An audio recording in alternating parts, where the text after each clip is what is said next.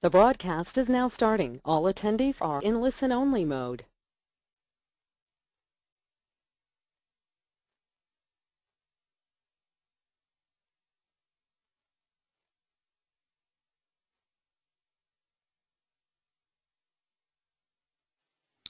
Mon nom est Régent Ouellette. Je travaille pour Matricis depuis les 11 dernières années. J'ai plus de 25 ans d'expérience en technologie opérationnelle et de l'information. En fait, ma spécialité est en modélisation de procédés industriels pour les optimiser et aussi en intégration. Quand on parle d'intégration ici, je parle d'intégration de données entre différents types de systèmes opérationnels tels que des historiens de Pi, OSIsoft. On peut parler aussi de systèmes ERP tels que SAP, GD Edwards, Great Plains, Dynamics et j'en passe. Je suis aussi responsable de la solution de maintenance prédictive M4 que j'ai présentée lors du dernier webinaire. Dans le premier webinaire, on a introduit la notion de l'Internet industriel des objets. En fait, quand on a introduit cette notion-là, une des choses fondamentales qu'on a mentionnées, c'est que cette technologie-là se fonde sur les technologies actuelles et aussi émergentes. Quand on parle d'émergentes, on parle ici de, par exemple, de l'installation de dispositifs intelligents, en fait, de pouvoir générer, changer et consommer des données, et cela avec une intervention humaine qui est minimale. On parle aussi de connectivité sécuritaire des dispositifs. Ce que l'on veut surtout, c'est d'avoir savoir que les données sont sécuritaires et aussi qui sont confidentielles. On parle aussi d'avoir des outils d'analyse puissants pour pouvoir gérer tout ce qui est ce qu'on appelle le big data, avoir aussi des modèles prédictifs pour pouvoir prédire, par exemple, comme on l'a vu dans le webinaire précédent, prédire des bris potentiels, et cela pour éviter d'avoir des temps d'arrêt non planifiés, pour nommer celui-ci. On parle aussi d'avoir des outils d'aide à les décisions, comme des tableaux de bord, pour avoir accès aux indicateurs de performance de l'entreprise, tels que les taux de rendement global. On va avoir aussi la possibilité de voir les tendances au niveau des températures, des pressions, et ainsi de suite, pour pour pouvoir prendre des décisions éclairées. Quand on parle de l'architecture d'Internet des objets, on parle d'avoir une architecture qui est évolutive, qui peut s'adapter facilement au changement des besoins de l'entreprise, qui est en fait en perpétuel changement. En fait, si elle est en perpétuel changement, c'est qu'elle doit être ou demeurer compétitive. Quand on parle de l'Internet industriel des objets, on parle ici d'avoir une vue holistique des données de l'entreprise. En fait, on veut briser les silos entre les différents systèmes pour s'assurer de prendre la bonne décision avec une vue globale de ce qui se passe réellement. Dans le deuxième webinaire, Saint-Picolec a conçu une solution pour Verforêt qui est basée sur l'Internet industriel des objets. Puis aujourd'hui, aide Verforêt à augmenter considérablement sa production en minimisant ses pertes au niveau de sa culture d'arbres. Donc, Verforêt, si vous vous rappelez, est un leader dans le domaine de l'horticulture arboricole. Et ça depuis plus de 20 ans. Pour demeurer compétitive, évidemment, Verforêt a dû se doter d'une solution qui lui permet justement de garder sa compétitivité. Pour réaliser ce tour de force, Saint-Picolec a installé un nombre de capteurs comme des voltages, ampérages de moteur, humidité, température de l'air et du sol, et ainsi de suite. Fait qu'en connectant les données, Verforêt est en mesure aujourd'hui de prendre des décisions beaucoup plus éclairées par rapport à sa production d'arbres, soit qu'il soit à l'intérieur dans des serres ou à l'extérieur. Dans le troisième webinaire, on a présenté la solution de maintenance prédictive M4 de Matricis Informatique, où cette solution permet de collecter les données d'actifs critiques pour ensuite pouvoir bâtir des modèles prédictifs. Ces modèles prédictifs, ils servent évidemment à bâtir des modèles pour prédire des prix potentiels qui peuvent arriver dans le futur, et aussi avoir accès à des tableaux de bord pour pouvoir voir les indicateurs de performance et aussi les graphiques de tendance pour voir les pressions, températures, et ainsi de suite, pour prendre les bonnes décisions, à savoir si oui ou non on doit créer, par exemple, des bons de travail, puis se connecter automatiquement sur les systèmes GMAO ou ERP existants de l'entreprise. En fait, cette solution, elle peut être autant dans l'info nuagique que sur des centres de données privés. Cela, évidemment, va dépendre des critères ou des contraintes qui sont rencontrées au sein de l'entreprise. En fait, rentrons maintenant dans le vif du sujet, puis parlons des réticences reliées à l'adoption de l'Internet industriel des objets. Enfin, on peut dire que malgré toutes les promesses et les nouvelles possibilités que l'Internet industriel des objets procure, il y a donc encore de nombreux facteurs qui peuvent nuire à la croissance de l'Internet industriel des objets. Ce qu'on montre cette figure, ce sont des résultats d'un sondage qui a été effectué par le World Economic Forum industriel Internet et qui porte sur la perception des obstacles, en fait, sur l'adoption de l'Internet industriel des objets. On peut voir sans surprise que près des 2 tiers des répondants sont d'accord avec laquelle la sécurité et l'interopérabilité sont les 2 plus grands obstacles à l'adoption. Il y a aussi la barrière significative citée, qui est la difficulté de définir clairement le retour sur investissement. Puis ça représente 53% des répondants. Il y a aussi la problématique des équipements existants. Ça, on représente 38% des répondants, qui, par exemple, est dû à l'absence de connectivité ou aussi de capteurs d'actifs embarqués. Il y a aussi de l'immaturité au niveau de la technologie. Cela représente 24% des répondants. En outre, lors de l'enquête, il y a les participants qui ont assisté à l'atelier citent plusieurs autres préoccupations et défis potentiels en fonction de leur expérience, par exemple. Cela comprend le manque de vision et de leadership. Cela aussi représente le manque de compréhension sur la valeur réelle de l'Internet industriel des objets au sein du management. Il manque de modèles d'affaires éprouvés, qui sont axés sur les résultats, le partage de revenus, participation aux bénéfices. Il y a aussi l'évolution rapide de la technologie qui amène les compagnies à investir considérablement. En fait, ça peut nécessiter des investissements en capital élevés et aussi des changements au niveau des processus d'affaires. Donc, est-ce que les entreprises sont prêtes à faire ces investissements et aussi à effectuer ces changements? Il y a aussi le facteur de ne pas être assez informé sur l'état actuel des technologies. En fait, finalement, pour pouvoir surmonter ces réticences, il est primordial pour les entreprises de rechercher des solutions de l'Internet industriel des objets, en fait, qui peuvent s'intégrer et s'interopérer avec leur architecture actuelle et future. Ceci est afin de pouvoir se définir comme étant une entreprise qui emboîte le pas vers les affaires numériques. Ceci, on peut dire que c'est pour tirer profit d'une gamme complète d'outils technologiques qui sont de plus en plus disponibles sur le marché. Ça comprend les technologies sociales, de mobilité, d'analyse avancée, de l'info nuagique, même de l'automatisation intelligente, et pour nommer que celle-ci est la cybersécurité robuste. Enfin, on va voir dans les prochaines slides quels sont les avantages à l'adoption de l'Internet industriel des objets. Maintenant, avec toutes les réticences qui ont été numérées à la slide précédente, pourquoi adhérer à l'Internet industriel des objets? Enfin, on peut dire qu'aujourd'hui, l'Internet industriel des objets n'est pas une tendance de technologie futuriste. Elle est la première étape à transformer votre organisation en une véritable organisation qu'on peut l'appeler numérique. Et cela commence par vos propres objets, vos dispositifs, vos propres systèmes de contrôle comme les PLC, les SCADA, les historiens, j'en passe, incluant les données qu'ils produisent et vos propres systèmes d'affaires, vos propres outils d'intelligence d'affaires et même vos services info nuagiques, évidemment, si vous en avez.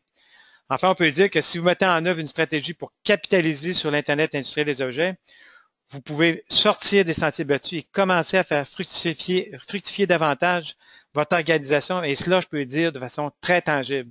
On va voir dans les prochaines slides comment cela est possible, puis en fait, par où on commence en tant que tel. Eh bien, on commence par vos propres objets, vos actifs, puis on essaie d'en soutirer le maximum de ceux-ci. En fait, l'Internet industriel des objets ne devrait pas être considéré comme quelque chose d'inaccessible ou qui requiert un investissement majeur. Pensez par exemple au cas d'utilisation de Saint-Picolec qui a été présenté par Michel Degg lors du deuxième webinaire, puis qui a été démontré comment Verforêt est en mesure aujourd'hui d'accroître sa production d'arbres en connectant des données appropriées qui leur permettent de prendre les bonnes décisions au bon moment. En fait, il est important de focuser sur les secteurs de votre organisation qui peuvent fournir un retour rapide sur votre investissement. Pour une usine, par exemple, on doit pouvoir augmenter la durée des actifs, réduire le temps d'arrêt planifié ou non, tel qu'illustré dans mon dernier webinaire précédent, où j'ai introduit la notion de maintenance positive, où le but premier est de pouvoir prévenir une défaillance avant même qu'elle ne survienne. En fait, Pour les usines, on doit également briser les silos qu'il existe la plupart du temps entre les différents départements ou même les fournisseurs. En commençant, par exemple, à partager une information qui proviennent de ces départements ou de ces fournisseurs, puis cela d'une façon beaucoup plus efficace. Bon, à titre d'exemple, j'ai travaillé de ça dans le passé dans le secteur de l'aluminium primaire pour optimiser les différents procédés. Puis cela au niveau de la fabrication des anodes et aussi au niveau du procédé d'électrolyse.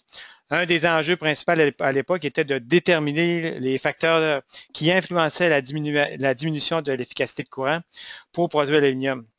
Ce qui est important de savoir, c'est qu'il y a tellement de paramètres à considérer que cela pouvait prendre des semaines, voire des mois pour trouver la cause.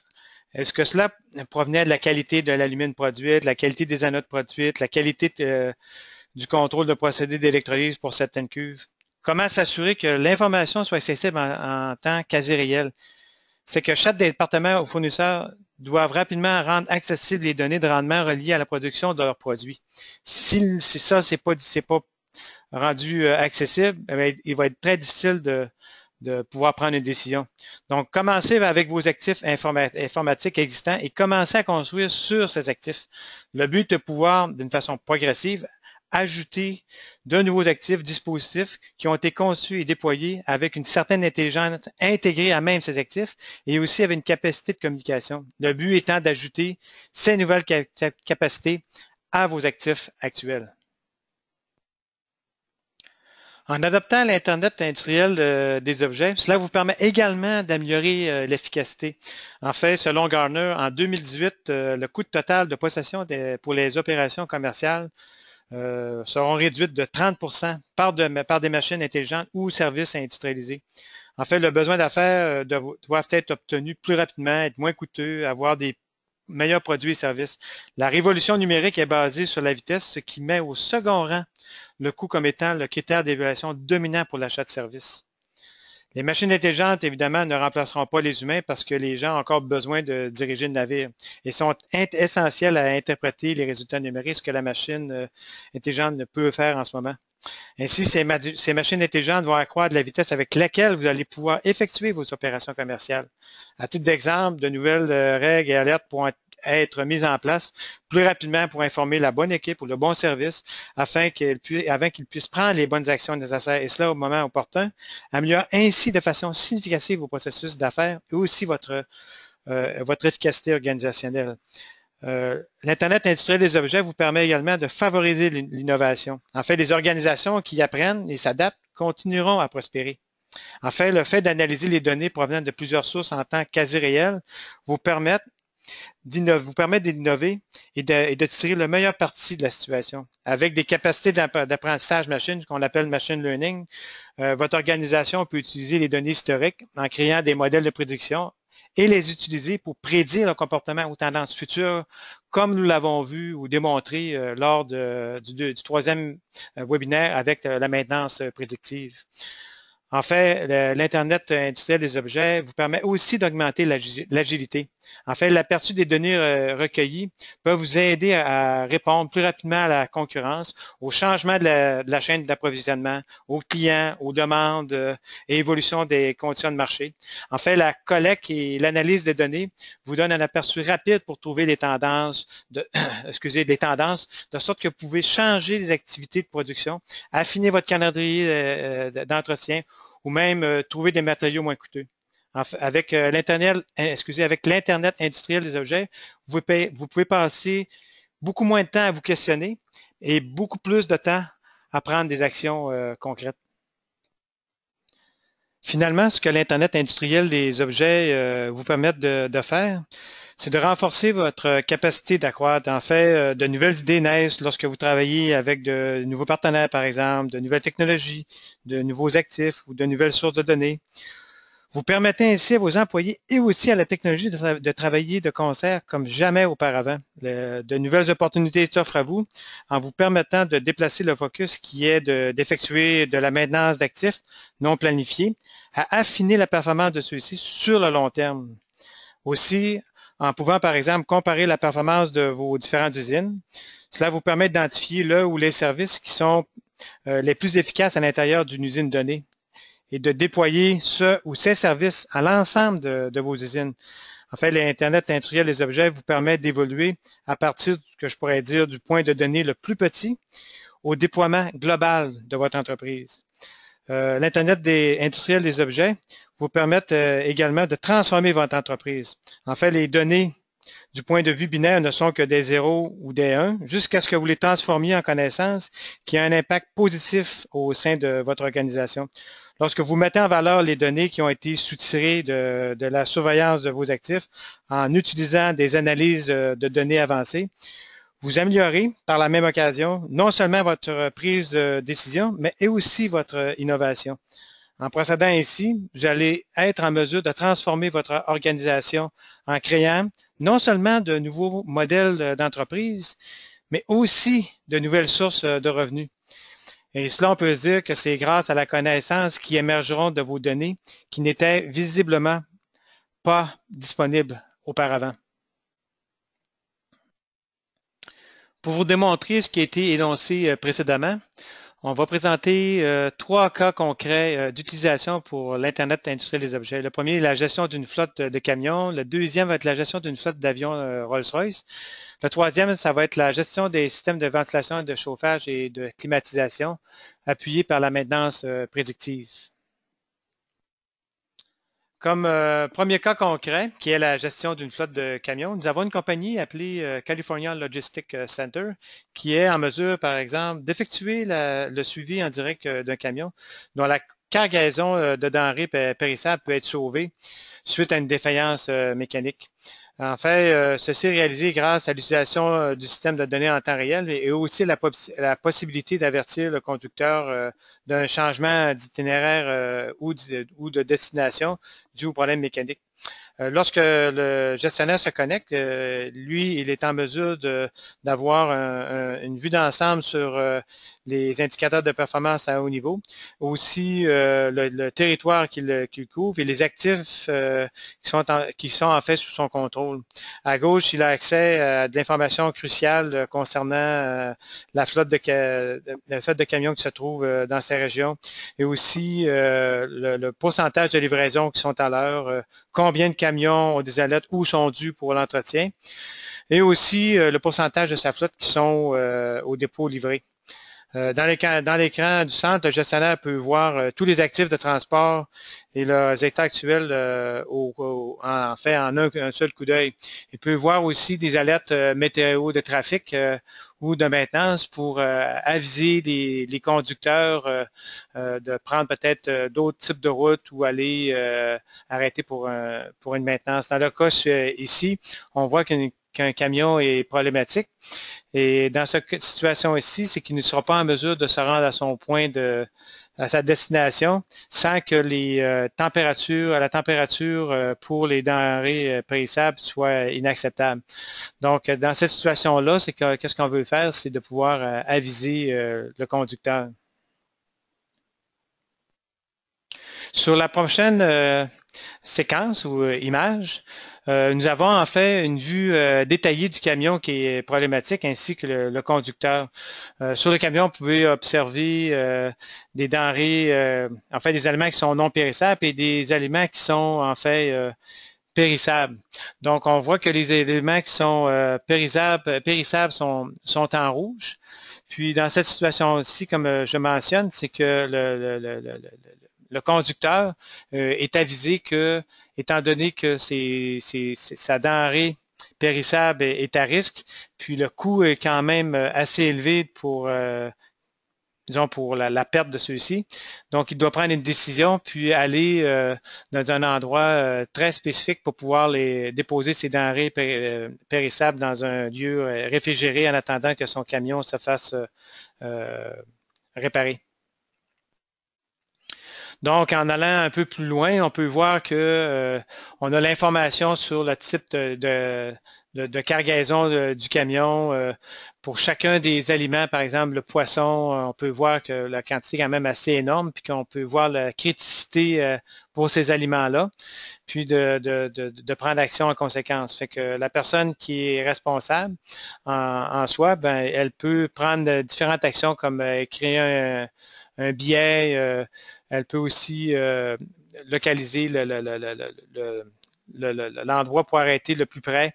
Est-ce qu'il doit nécessiter une maintenance, aviser le driver, et ainsi de suite. Donc, les prises de décision sont prises à même cette interface-là pour s'assurer que les actions qui nécessitent disons, la récupération de la cargaison, si on veut, soient enclenchées. Ce qu'on peut voir dans ce type d'application, c'est que en ayant accès à l'information en temps réel, bien, les gestionnaires de la flotte de camions sont en mesure de vraiment sauvegarder des cargaisons qui, normalement, ils auraient tout simplement perdu. Dans le second cas concret, on va vous présenter une application qui permet d'effectuer la gestion d'une flotte d'avions dont les moteurs proviennent de Rolls-Royce. En fait, Rolls-Royce a plus de 13 000 moteurs utilisés actuellement par les avions commerciaux en service, et cela à travers le monde. Et pour les 20 dernières années, Rolls-Royce a offert des services de maintenance de moteurs complets aux clients, ce qui aide évidemment à garder les avions disponibles et efficaces. Comme le volume de données provenant des nombreux types différents d'équipements aéronautiques dépasse la capacité des compagnies aériennes à pouvoir analyser et à mieux comprendre ce qui se passe au niveau des moteurs, Rolls-Royce a décidé d'utiliser la plateforme de Microsoft Azure pour transformer fondamentalement la façon dont ils utilisent les données pour mieux servir leurs clients. Ce qu'on retrouve ici sur la slide, c'est qu'on peut observer disons, une flotte d'avions qui est en mouvement et de voir si un ou plusieurs avions sont en difficulté. On peut regarder sur la carte en Amérique du Nord qu'il y a un avion qui est en rouge qui présente actuellement des difficultés. Donc, qu'est-ce qu'on peut pouvoir faire, c'est en fonction des KPI, des performances, des maintenances qui sont cédulées, être en mesure de prendre les bonnes décisions pour aider les clients à mieux gérer leur flotte d'avions. En cliquant sur l'avion qui était en difficulté, on peut voir que on peut aller dans des détails un peu plus précis sur pour ce qui en est de cet avion-là. On peut voir, par exemple, qui est l'équipage. On peut aussi avoir les détails concernant le vol, où est-ce qu'il est situé, d'où il part, où est-ce qu'il s'en va, la dernière fois qu'il y a eu un service sur cet avion-là. On peut observer aussi, disons, comment l'avion s'est comporté avant, disons, ce vol qui présente une difficulté et le vol actuel, et savoir s'il y a des déviations. Puis comme on peut voir pour cet avion, il y a un système au niveau de l'appareil qui est en difficulté, qui est le système de propulsion. Donc, on va pouvoir être en mesure, en cliquant encore une fois sur ce système-là système de propulsion, de voir un peu plus qu'est-ce qui se passe au niveau du moteur. En cliquant sur le système qui présentait une certaine anomalie, qui est le système de propulsion, en fait, on peut voir une vue du moteur ainsi que les détails du moteur. Incluant sa performance. On peut observer des notes de service qui ont lieu sur l'appareil. Puis à droite aussi, les différentes composantes qui sont reliées au moteur, puis celles qui peuvent présenter une certaine anomalie également. Un peu plus bas, on peut observer les indicateurs de performance qui sont reliés au moteur en soi.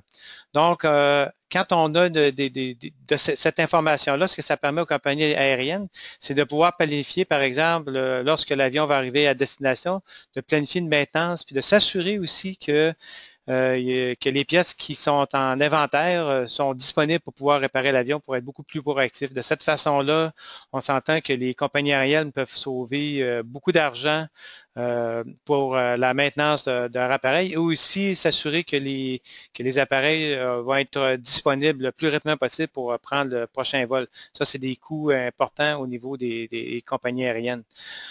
Si on va un peu plus loin sur l'analyse, c'est que dans tout ce processus-là, c'est que Rolls-Royce et se positionne d'une façon très avantageuse par rapport à ses concurrents pour offrir des services, disons, beaucoup plus poussés à l'ensemble de ses clients. Si vous voulez avoir plus de détails, vous pouvez aller voir ou visualiser le vidéo qui est Rolls-Royce and Microsoft Collaborate to Create New Digital Capabilities. Vous allez avoir une meilleure idée sur ce projet en soi. Finalement, comme dernier cas concret pour l'Internet industriel des objets, nous allons vous présenter une vue d'ensemble un peu plus détaillée que ce que la solution MCAP peut offrir pour la gestion des systèmes de ventilation, de chauffage et de climatisation. En fait, pour se donner une chance, on va pouvoir mettre l'image en plein écran pour avoir une meilleure visibilité de ce qu'est le tableau de bord de MCAP. En fait, qu'est-ce qu'on peut voir sur ce tableau de bord? C'est une vue d'ensemble des différents équipements qu'on peut gérer pour plusieurs sites et plusieurs clients. Aussi que les données peuvent provenir de différents systèmes GMAO ERP, et ça permet d'avoir une vue unifiée. On peut aussi voir une évolution de certains indicateurs de performance qui sont reliés à la maintenance, et ceci pour les surveiller. Ce qu'on a mentionné quand on utilise la maintenance prédictive, c'est que les indicateurs de performance devraient, s'améliorer en fonction de l'utilisation de ce type de maintenance-là. Donc, avec un tableau de bord de ce genre, on est en mesure de suivre vraiment l'évolution. Un peu plus bas, vous avez aussi une carte des différents édifices qui sont surveillés par un client, par exemple, puis pour déterminer s'il y a un édifice quelconque qui peut être problématique. Sur ce site ou cet édifice-là, on peut voir l'ensemble des différents équipements qui peuvent être en problème ou en difficulté. Si on clique sur un des édifices, qu'est-ce qu'on va pouvoir avoir? C'est d'avoir une vue sur les données en temps réel de cet édifice-là en tant que tel, ou sur cet édifice-là, en fait, pas l'édifice, mais le système de climatisation, de chauffage, de ventilation de cet édifice-là, pour avoir une meilleure idée de ce qui se passe en temps réel. Avec M4, ce qui nous permet de faire aussi, c'est d'aller un peu plus en détail. Donc, aller pour un site donné, voir qu'est-ce qu'il y en est au niveau de certains indicateurs de performance, comme le temps moyen entre deux défaillances ou pendant combien de jours le dit équipement est en opération. On peut même voir, par exemple, la prédiction de l'utilisation du système de climatisation et de chauffage, autant au niveau du chauffage que de la climatisation. On peut observer aussi les données en temps réel du type d'équipement pour savoir qu'est-ce qui est problématique. Sur la prochaine slide, en allant un peu plus en détail sur un site donné, on est en mesure, par exemple, de voir la cédule de maintenance des différents équipements qui sont reliés. On peut avoir le statut d'un équipement donné, c'est pour voir s'il y a une alerte en tant que tel. On peut observer dans ce cas-ci qu'il y a eu une alerte au niveau du pré-filtre. Un peu plus bas, on peut voir les courbes de prédiction justement de la pression du pré-filtre en soi. Donc, en noir, on peut voir disons, la courbe réelle de la pression et en bleu, la prédiction. Qu'est-ce qu'on peut observer un peu plus à droite, c'est qu'à un moment donné, c'est que la prédiction va atteindre le seuil autorisé au niveau de la pression. Puis lorsque ce seuil est atteint, eh bien, une alerte est envoyée. En prenant ainsi ou en visualisant ainsi cette courbe, les personnes peuvent vraiment voir qu'est-ce qu'il y en est en termes disons, de prédiction de défaillance potentielle. Finalement, en s'intégrant à un CRM, M4 peut aussi donner accès aux personnes à contacter, par exemple, chez le client. Le responsable de maintenance peut alors contacter par email ou par téléphone la personne pour s'entendre sur la date ou la maintenance qui sera réalisée. En s'intégrant à un système d'assignation des techniciens comme un GMAO ou autre, M4 peut aussi montrer la disponibilité de chaque technicien. Cela permet de décider à qui assigner, par exemple, la maintenance. Une fois que l'on clique sur confirmer, l'intégration avec les différents systèmes permet de réserver, par exemple, les pièces requises pour la maintenance, commander les pièces manquantes, créer un bon de travail et notifier le technicien du travail qui sera réalisé. Ceci met fin au dernier webinaire. En fait, j'espère que vous avez apprécié les webinaires qui ont été présentés tout au long des semaines passées. Puis, ça va nous faire plaisir de pouvoir poursuivre, par exemple, avec un workshop qui est en fait un investissement d'une demi-journée de votre temps pour évaluer le potentiel d'implantation d'une solution en Internet des objets au sein de votre entreprise. Ça, on peut aussi confirmer ou infirmer le rendement potentiel d'une telle adoption de l'Internet des objets au sein de votre entreprise. Pour plus d'informations, vous pouvez communiquer avec André Larose à l'adresse suivante et aussi qui est son courriel et aussi par téléphone. Vos commentaires et questions sont les bienvenus, évidemment. Alors, allez-y, posez vos questions.